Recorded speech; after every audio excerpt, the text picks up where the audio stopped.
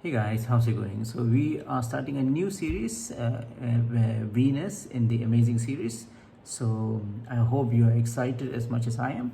So let's talk about Venus in the first house now. Let's talk about Venus first. Now Venus is the Karaka of all our desires, the joy, the love, the contentment, everything under the umbrella of karma, right? The four tenets. One of it is karma, is associated with Venus, the Karaka of karma.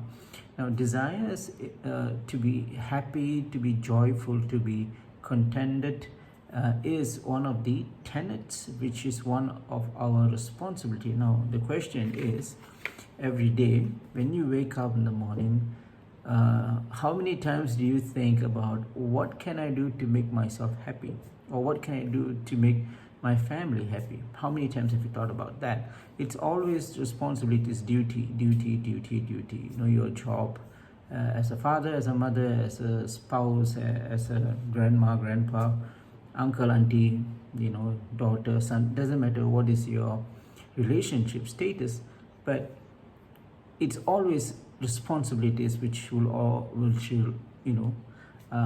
take precedence, right? But most of the time we don't think about what can I do today to make myself happy. So in that four tenets, dharma, artha, kama, moksha, karma is that, you know, the things that you should be doing to enjoy whatever God has given to us in this birth, in this janma, right? But we often forget that, right? We see joy and happiness in a very artificial way. You know, people do things very artificially to make themselves happy, but instead you don't need anything to be happy. Anyway, let's not go there. Those are more spiritual and esoteric perspectives. But I just want you to understand, Venus is all about our happiness. It's all about our desire in its purest form. Okay, desire is not always greed. It has its purest form as well, so which is again associated with karma. The first house is the default factory setting. You know, you're coming to this birth, in this janma, in this birth, and who you are, the nature of who you are, the individuality of who you are, the soul, the atman, everything which is in its purest form is the first house, right? Where you will start to gain intelligence about this birth, this janma. So if you think of a factory, the raw product is the first house. It's in its purest form. Okay. So that's a little bit about the first and Venus. Now, what happens if these two come together? The synergy. What does it produce? Number one is that it will give a very pleasant countenance. Okay. You know, those cheerful visage. Your face will glow. You'll be always cheerful, bubbly. You know, it is not fair to say friendliness. You know, these people are, they are, you know, some people, they, when you meet them for the first time, they'll hug you. You know, they'll talk to you as if they know you for 20 years. You know, this kind of a bubbly personality, very, as I say, it's a very cheerful visage. They have this pleasant countenance in their face. It is so nice to be with them. Now, they are not faking it.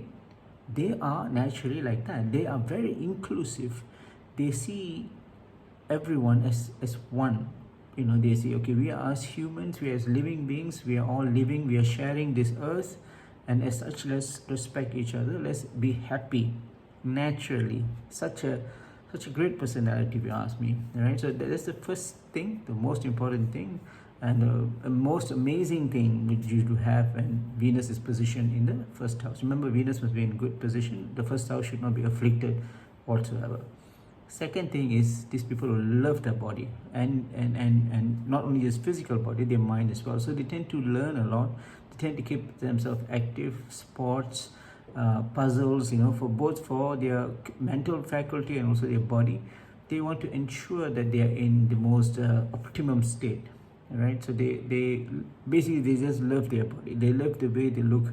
Which is why Venus can be scary, because you can always go into vanity. Right? If it's not contained properly, it will always, it's very dangerous. Venus is dangerous. So we need to be cautious. As long as we are within the boundaries of dharma, then it should be good. But anyways, it's they truly love themselves. It is very difficult to have such qualities. To just love yourself is very difficult, right?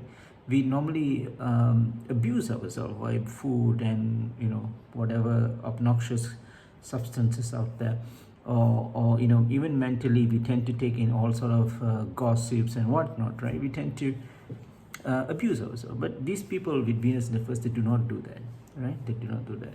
So that's number 2. Number 3 is that they are larger than life. Okay, these people would like to explore everything, anything. For them, the idea is that the world is their playground. God has created everything, right? Everything that they see, everything that they come across is a creation of God, and that needs to be experienced, that needs to be enjoyed, needs to be explored at least. So for them, whatever they see, they want to learn.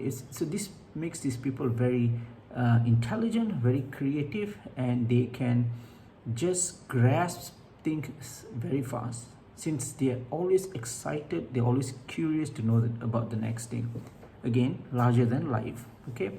Now the fourth thing for them is that they are in a position to be creative. I mean, creative means it's not creating something.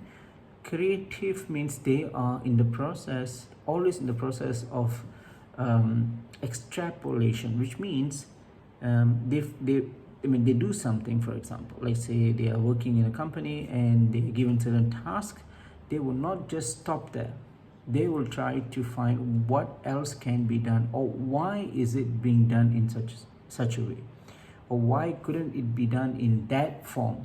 They're always exploring things which are not explored by others. Others will just follow whatever there is, but not these people. They are always in a creative process, trying to find what can be done to make things even better. They believe in automation. They believe in things.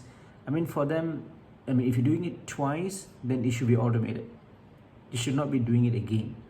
This sort of mindset. So they are constantly looking at avenues to improve things. So again, they are involved in the creative process.